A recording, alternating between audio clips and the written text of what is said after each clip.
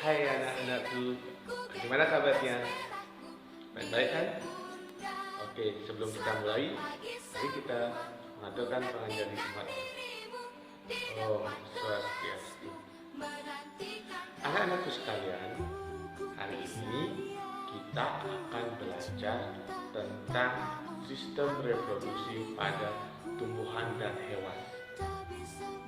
Ya, mungkin kalian sudah tahu kan, bagaimana itu salah satu ciri dari makhluk hidup itu adalah bereproduksi. Sama halnya dengan manusia, tumbuhan dan hewan juga melakukan reproduksi. Tujuan dari tumbuhan maupun hewan bereproduksi itu adalah untuk memperbanyak jenisnya dan juga untuk melestarikan jenisnya. Kali ini Bapak akan mengajarkan tentang reproduksi secara vegetatif. Sudah tahu di antara kalian apa itu reproduksi secara vegetatif? Ya, reproduksi secara vegetatif itu adalah reproduksi yang dilakukan tanpa kawin atau tanpa ada peleburan sel kelamin jantan dan sel kelamin betina.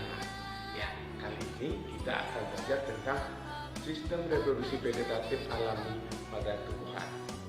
Oke, nah lebih jelasnya saksikan video berikut ini, pasti keren. Oke, ya, pastikan ya.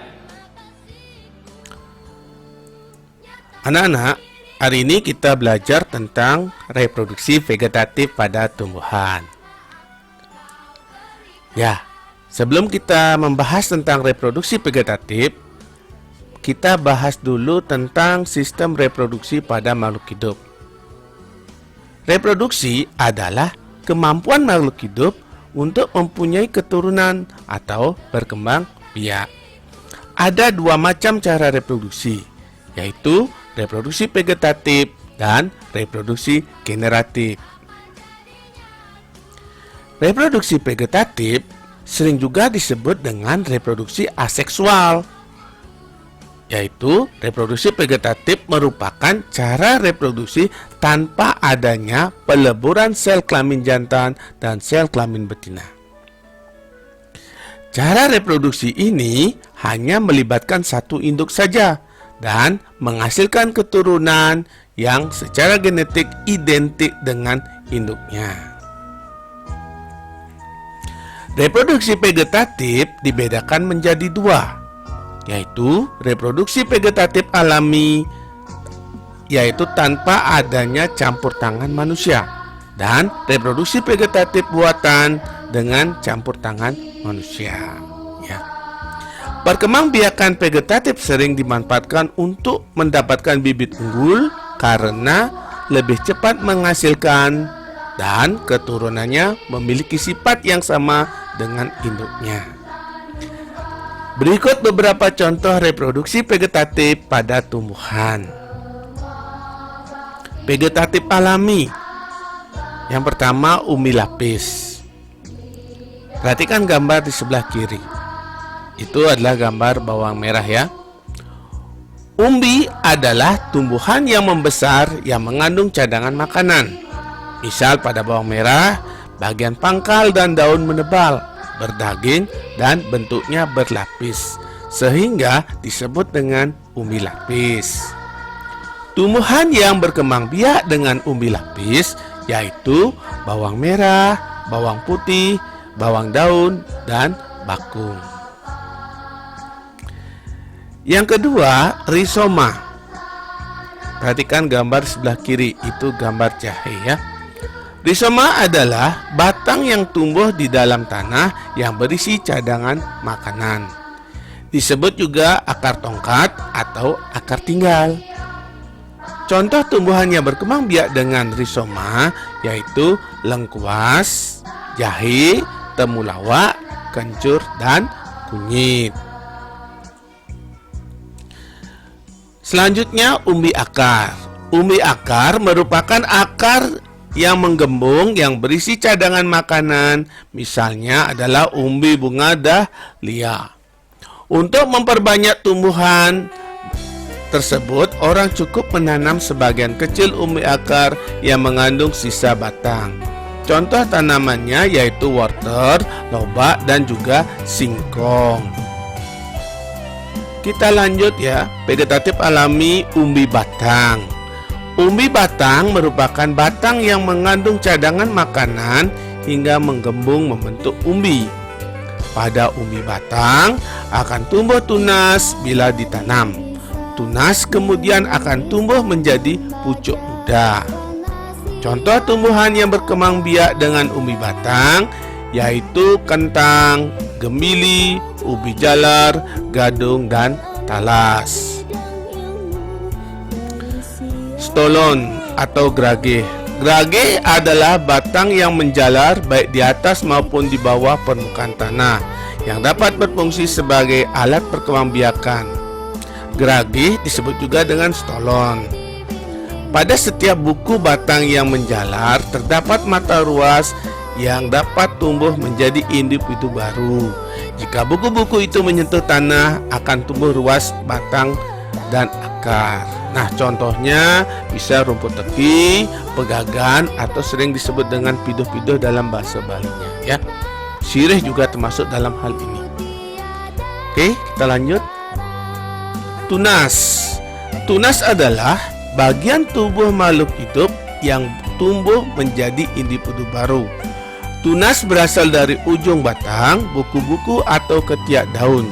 Jika tunas itu terlepas dari induk, maka tumbuh di tempat yang baru menjadi individu baru.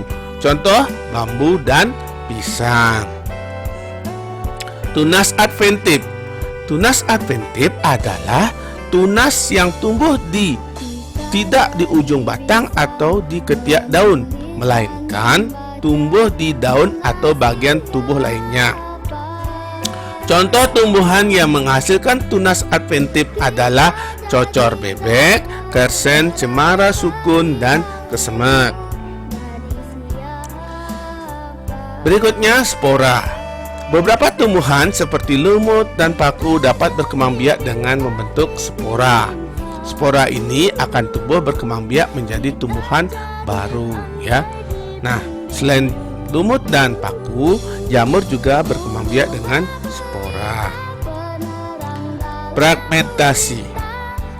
Fragmentasi adalah perkembangbiakan dengan cara memisahkan diri dari koloni induknya dan tumbuh menjadi individu baru. Pada umumnya, fragmentasi terjadi pada ganggang hijau yang berbentuk filamen, misalnya Hydrosithen sp. Nah, setelah kita bahas tadi tentang vegetatif secara alami, sekarang kita akan lanjut tentang vegetatif buatan, yaitu secara reproduksi yang melibatkan campur tangan manusia. Nah, sekarang contoh vegetatif buatan, yaitu yang pertama, cangkok. Mencangkok adalah cara untuk menumbuhkan akar pada batang atau ranting tumbuhan. Ya, perhatikan gambar di sebelah kiri ya. Cangkok hanya dapat dilakukan pada tumbuhan yang tergolong dikotil, terutama buah-buahan. Nah, gambar di sebelah kiri itu mencangkok pada tanaman mangga ya. Oke, kita lanjut. Stek. Beberapa tumbuhan dapat dikembangbiakan dengan cara disetek. Bagian-bagian tumbuhan yang dapat disetek adalah daun, tangkai daun, ranting, batang akar, dan pucuk. Nah, kalau gambar di sebelah kiri itu adalah menyetek tanaman kembang sepatu. Bisa juga menyetek tanaman mawar atau yang paling sering kita dengar menyetek singkong ya. Selanjutnya merunduk. Merunduk adalah cara merundukkan batang atau cabang tumbuhan hingga masuk ke dalam tanah. Jadi ada batang ataupun cabang yang langsung dirundukkan sampai menyentuh tanah. Pada bagian yang ditimbun tanah tersebut kemudian akan muncul akar. Setelah perakaran kuat, lalu batang dipotong dan dipisahkan dengan induknya. Nah, tanaman yang sering kita lihat itu ya, misalnya bisa tumbuhan beringin, kemudian tebu juga bisa itu ya. Tebu itu kalau kita rundukkan bisa dia. Biasanya tanaman yang berwas ya. Kita lanjut tentang kultur jaringan. Kultur jaringan adalah pemeliharaan jaringan makhluk hidup di dalam medium khusus secara suci hama, artinya tidak ada hama. Medium itu berisi nutrien yang diperlukan untuk pertumbuhan sel atau jaringan. Nah, biasanya di sini dipraktekkan di laboratorium, dan tanaman yang sering dikembangbiakan dengan cara kultur jaringan itu adalah tanaman anggrek. Mengenten. Nah, apa itu mengenten? Coba perhatikan gambar sebelah kiri dulu.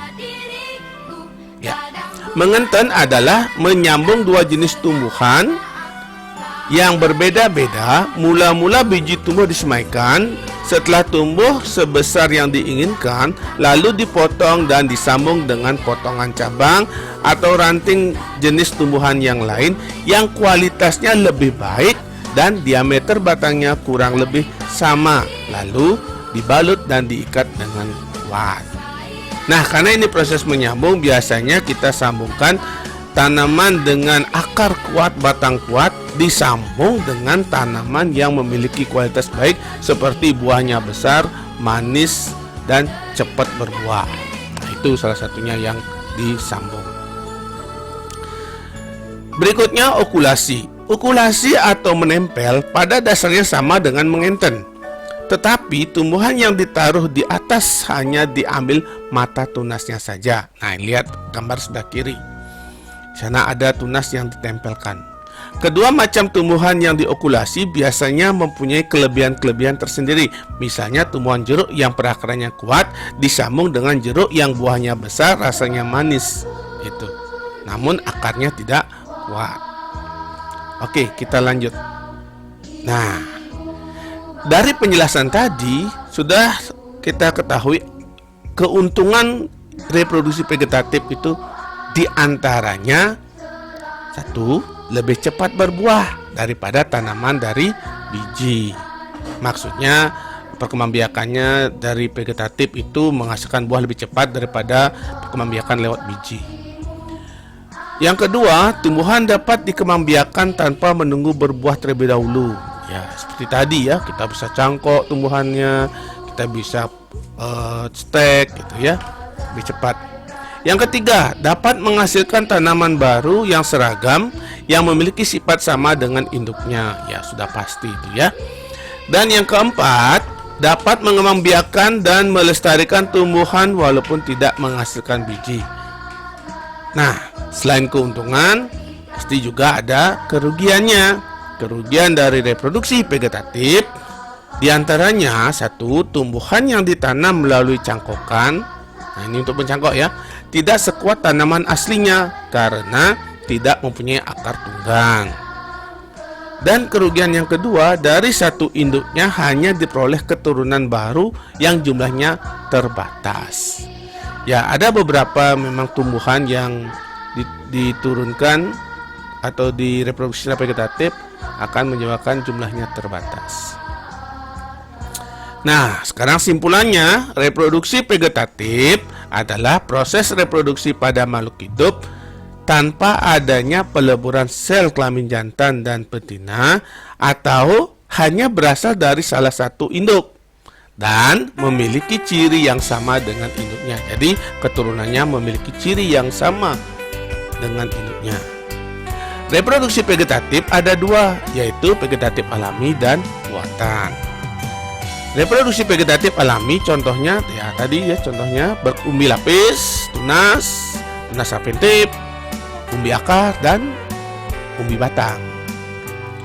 Reproduksi vegetatif buatan contohnya ya mencangkok, menempel, menyambung, dan mengunduh.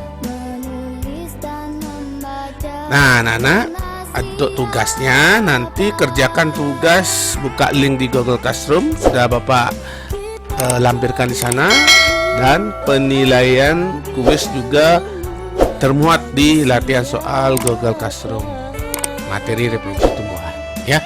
Silakan dikerjakan nanti, Bapak berikan waktu sesuai dengan rentang waktu di Google Classroom.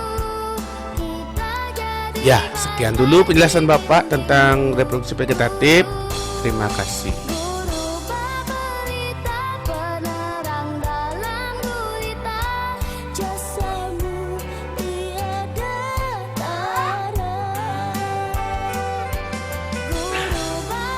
Udah tadi lihat videonya? Keren kan? Pasti keren ya. Keren. Nah, sistem reproduksi secara vegetatif pada tumbuhan itu nah, tadi kalian lihat videonya ya. Bawang merah dengan umbi lapis ya, yang terjahit dengan akar tinggal ya, dan kepala kembali contoh dari dengan tunas adventifnya bisa dengan tunas ya. Nah, untuk evaluasi akan ini Bapak memberikan tugas kalian ya, tak untuk nasionalnya saya sudah Bapak sampaikan tugas ya, jawab kuisnya. Dan nanti untuk ulangannya Bapak akan sampaikan juga pengumuman lewat Google Classroom. Demikian anak-anak, ingat tetap semangat belajar di mana saja ya, kapan saja tetap semangat. Jaga kondisi kalian agar tetap sehat. Om Santi Santi.